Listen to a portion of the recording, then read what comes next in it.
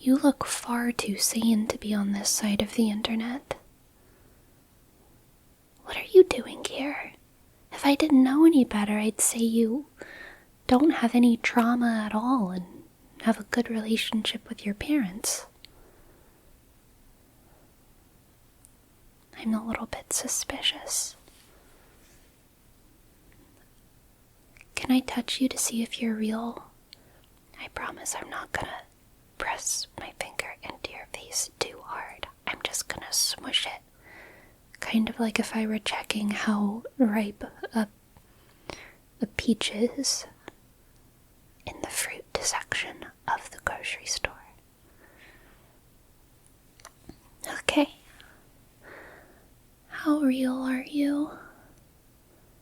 Touch, touch, touch, touch. You know, if your cheeks were a peach, they'd be awful ripe. It'd be awful ripe. If your cheek were a peach, it'd be awful ripe, is what I'm trying to say. It's pretty squishy. Touch, touch, touch. Touch, touch, touch, touch. Well, if you're real and you're trying to kind of make your way on this side of the internet and get into some of this side of the internet and watch videos on this side of the internet, we gotta start driving you a little loco bonanzo. It's like, if you don't have a couple screws loose, you're not gonna understand what's going on. You're not gonna understand the subtle messaging. Or the non-subtle non-messaging. You're gonna look too hard for things that aren't there and not look hard enough for things that are. Unless we loosen some of your screws, you know? Unless we like, what do you call it on a screw? The swirlies, the candy cane part of the screw. Not divots, not wiring. What's the candy cane part of the screw? The thread. The thread, okay? The thread is the word that I'm looking for. I need to carve threads, little swirly candy cane threads, into your brain. Otherwise, it's gonna, whenever you watch ASMR, it's gonna feel like someone's hammering just a nail into your brain and you're not gonna get it, you know? But if I carve some little threads carefully into your brain, then everyone will be able to take their ASMR screws and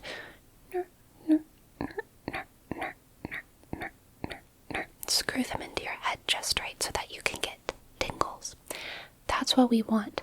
We don't want this side of the internet to feel like we're forcing something. We want it to feel like you have a sponge brain or a head full of screw holes.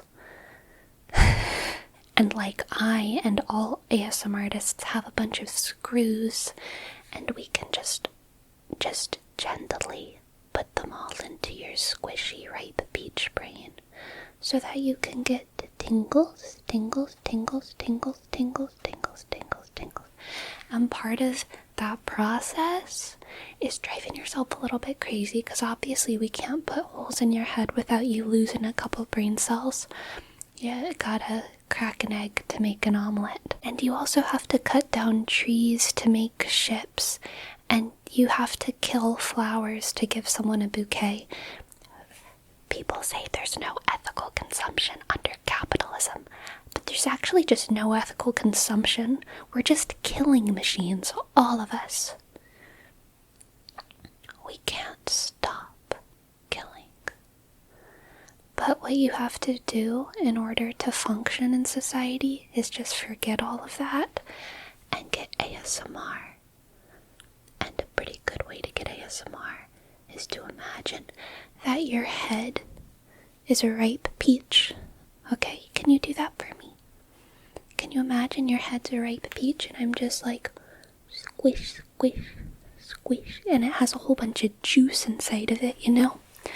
Your head is all juicy and watery, and it tastes kind of sweet and a little bit sour. There's also a big walnut in the middle that we call a pit. It's not exactly a walnut, but it's like a peach walnut. And that's right in the middle of your head, and it's pretty hard right there. That big hard walnut right in the middle. But around that there's a bunch of squishy juice in a ripe peach. Squish, squish, squish, squish, squish, squish, squish, squish, squish, squish, squish, squish. Poke, touch, touch, touch, touch, touch, touch, touch.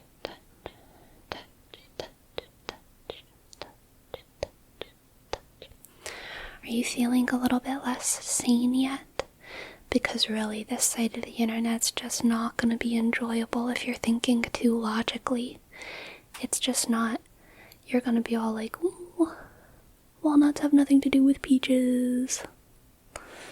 You know what I mean? And you're going to be like, oh,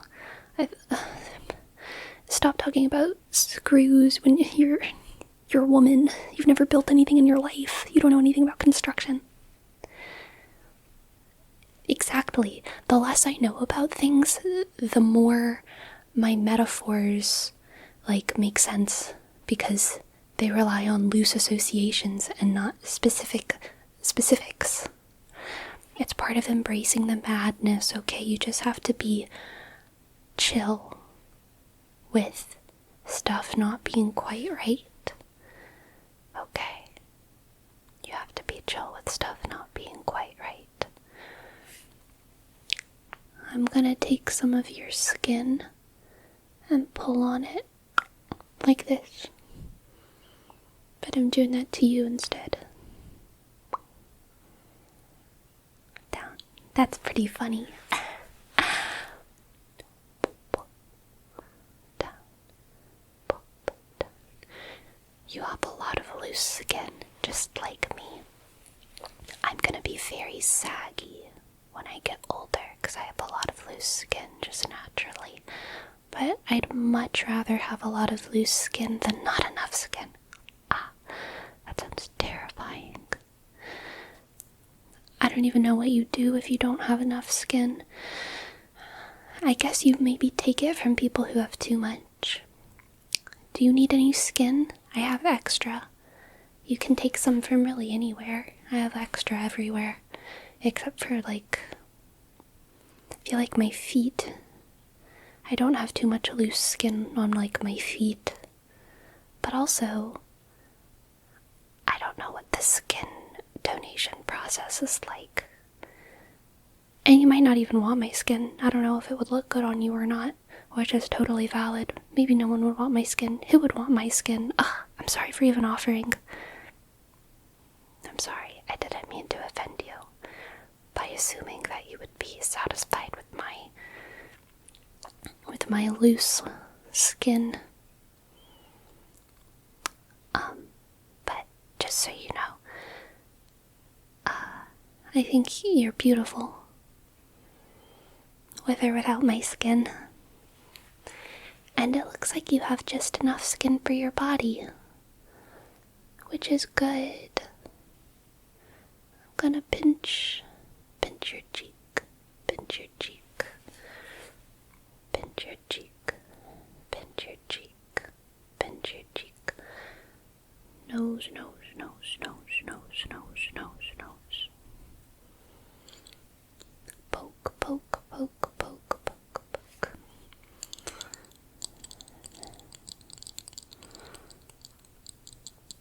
These are my glasses.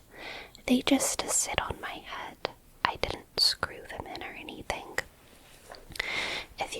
If you'd like glasses, then you could wear them. But since you're going to sleep right now, I recommend that you take off your glasses and you keep your face bare. Although there are some things that are good to wear to sleep. You could wear a sleep mask so that you can't see anything. you could wear mouth tape, because that helps you not to snore. And it also is better for like for like health reasons, because something about bacteria, I think your nose deals better with bacteria or something. But if you sleep with your mouth open, then bacteria hangs around in your mouth, and I think your nose is just better at dealing with bacteria than your mouth. Although both your nose and your mouth are pretty good at dealing with bacteria, so I wouldn't worry about it too much. Like, your mouth is open pretty frequently, and I don't think we should be afraid of like opening our mouths because of bacteria. That kind of seems like being afraid of walking because our feet are on the ground or something. I don't know. But apparently it's good to sleep with your mouth closed for bacteria reasons and not just snoring reasons. I think the snoring respiratory airflow thing is much more convincing. Personally, that's just my opinion. I'm obviously not a doctor, but I could be if I wanted to be, but I don't want to be honest. My favorite thing about not being a doctor is that I can say anything I want about health and wellness. I can talk about the efficacy of mouth tape, and I don't have any repercussions for it. You could also sleep with a silk bonnet to protect your luscious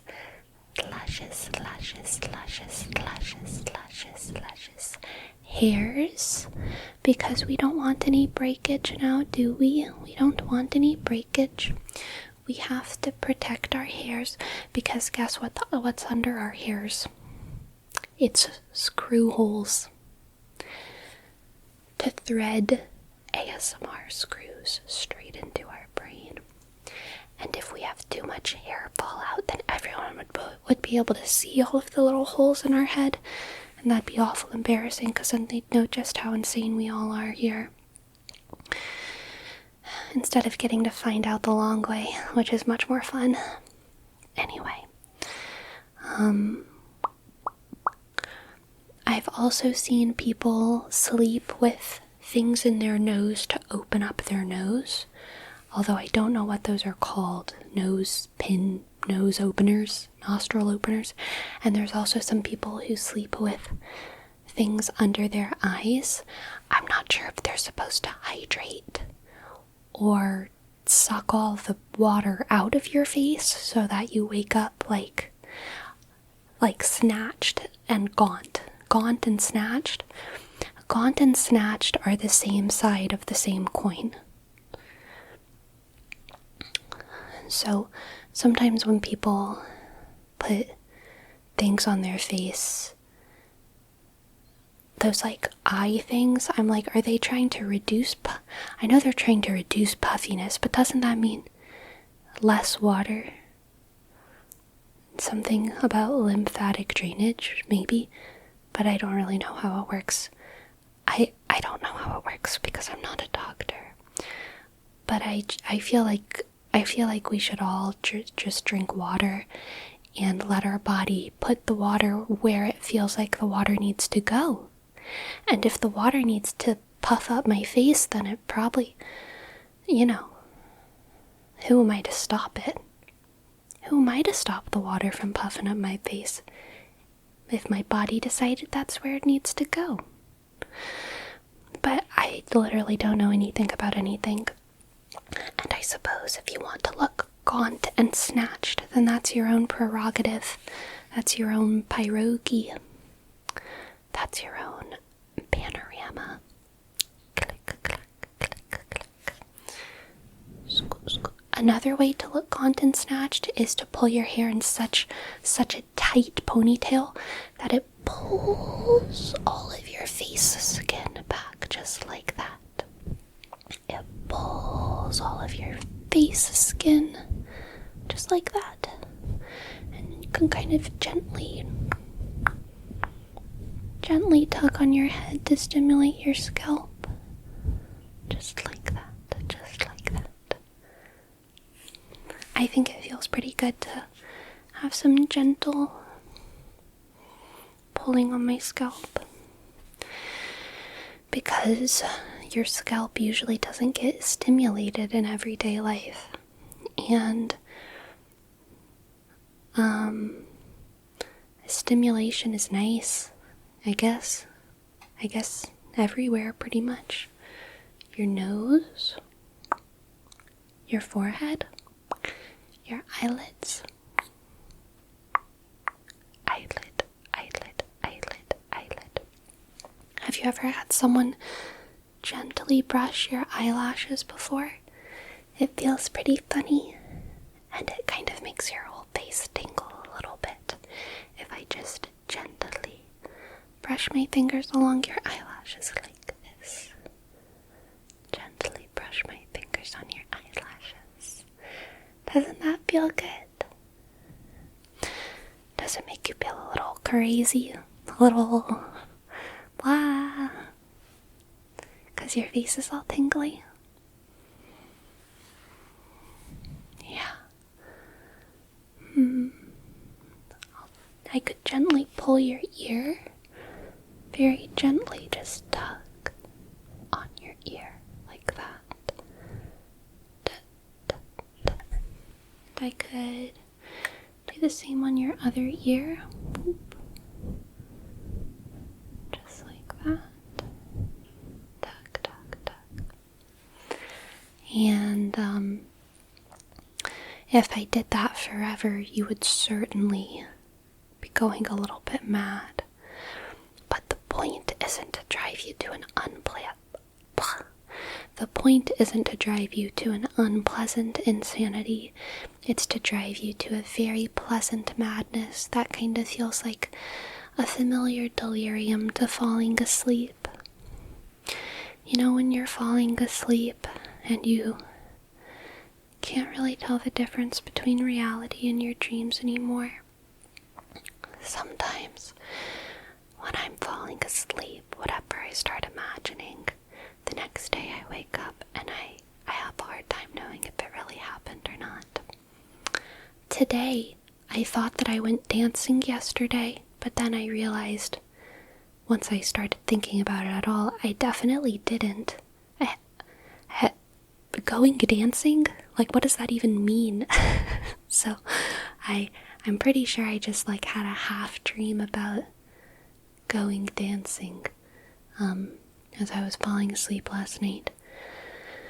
I haven't gone dancing in an awful long time, and to be honest, I'm not a very good dancer, but if I'm with a partner who actually knows how to dance, then I know how to follow. And that's honestly much more fun, to be with someone who knows how to lead. Because makes you feel like you're on a magic carpet ride, you know? And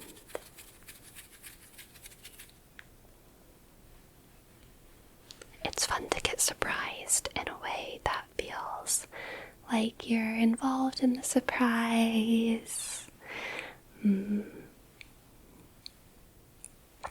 Participatory surprises. It's kind of like playing a sport with someone or doing theater with someone.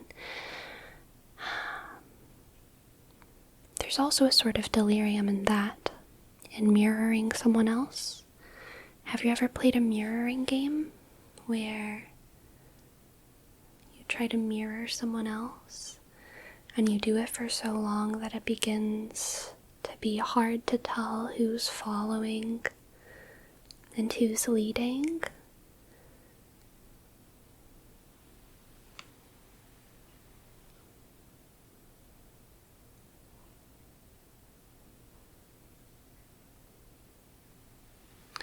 That can be pretty fun, but it works best in person.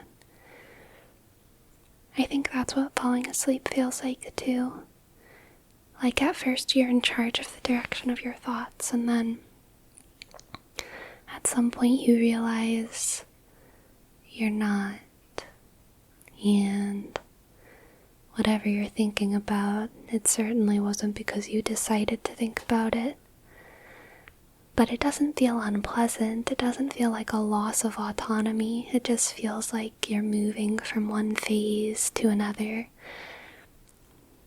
from the perspective of an actor to an observer,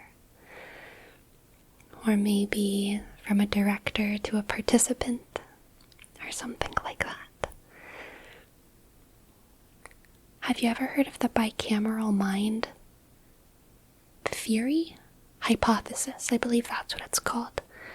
The bicameral mind hypothesis. It's pretty funny, but intriguing. It's an anthropology, psychology hypothesis that says until a handful of 1,000 years ago, humans had a sort of two-chambered consciousness where we, in one side of our brain, not really like literal side, but from our perspective, there was one kind of section of our brain that experienced hallucinations, voices, visions, things like that. And then there was another side of our brain that did not experience any kind of inner monologue and just did. It just acted in response to the hallucination side of our brain. I'm not explaining it very well, but basically it's a theory that says, it's a hypothesis that says more, not even ancient, relatively recent humans historically didn't experience autonomy in the same way that we do. Rather, their experience of the world was one where they were at the whim of greater powers that directed their actions. And it wasn't a faith, it wasn't a belief, it was actually their experience of reality. It was that they were at the whim of what the hallucinatory side of their mind was monologuing about. They would hear voices on one side of their head, and then they just kind of had to do what the voices instructed. It's very odd. It's very, very odd. I haven't read enough about it to rate its legitimacy, but on a purely instinctive level, I feel like it's kind of silly. But I should probably read more about it before I decide exactly how silly. Like, I don't know if it's funny enough to laugh at, or maybe I should feel threatened by it, or maybe it's super dumb and has absolutely zero implications, or maybe it's just boring. I don't even know. From what I do know about it, it doesn't sound boring, but it does sound silly and interesting. So I might look into it sometime. But I have a lot of things that I want to look into. And one of them is your squishy peach head. I'd like to look inside of it and see exactly how mad you are. Have you ever ripped a peach apart? It makes a pretty nice noise. Kind of sounds like that.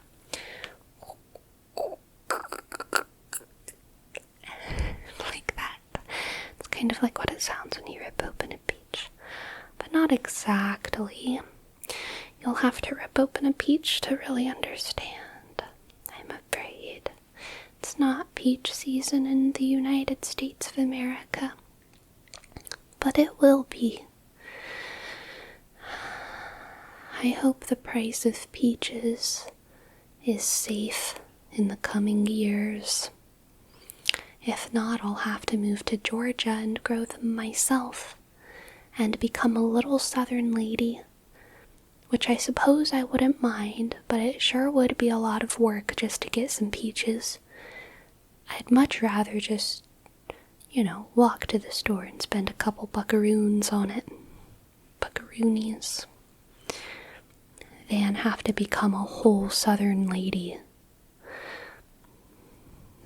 But good peaches, I'd do a lot for a good peach. I'd even scratchy, comb me. Scratchy, comb me. Scratchy, comb me. Scratchy, comb me. Scratchy, comb me. You can go to sleep if you want. You don't have to listen to anything I'm saying. I'm really just yapping. There's nothing important I'm saying. It's all just a bunch of baloney. It's all just southern peaches. It's all just trifles. It's all just trifles. Little trifling thoughts for a little trifling brain. Getting madder by the second. Madder isn't insane and not angry. I hope you're not getting angry. Anger's not good for sleep.